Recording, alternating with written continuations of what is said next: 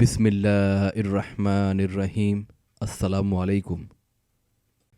آج میں واقعہ بیان کروں گا کہ ایک چور نے راشن کی دکان سے آٹے کی بوری چوری کی تو اس کے ساتھ کیا سلوک کیا گیا۔ سابق ریاست سوات میں رات کو ایک ہندو کی دکان میں آٹے کی بوری چوری ہوئی۔ چور پکڑا گیا اور ولی سوات کے دربار میں دکاندار اور چور کو پیش کیا گیا۔ چور سے سوال ہوا کہ تم نے چوری کیوں کی؟ جواب ملا کہ میرے بچے بھوکے تھے اور میں بے روزگار ہوں، مجھے آٹے کی ضرورت تھی، صرف آٹا لے گیا اور کسی چیز کو ہاتھ نہیں لگایا۔ ہندو دکاندار سے پوچھا گیا۔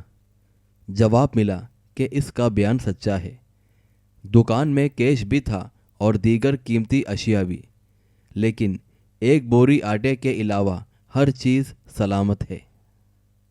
ولی سوات نے حکم دیا کہ اس نے چوری نہیں کی، بلکہ اس نے اپنا حق چھین کر مجھے میری ذمہ داری کا احساس دلایا ہے۔ ملزم کو آزاد کر کے اس کو روزگار دیا جائے اور ہندو کو ایک بورے آٹے کی قیمت خزانے سے ادا کی جائے۔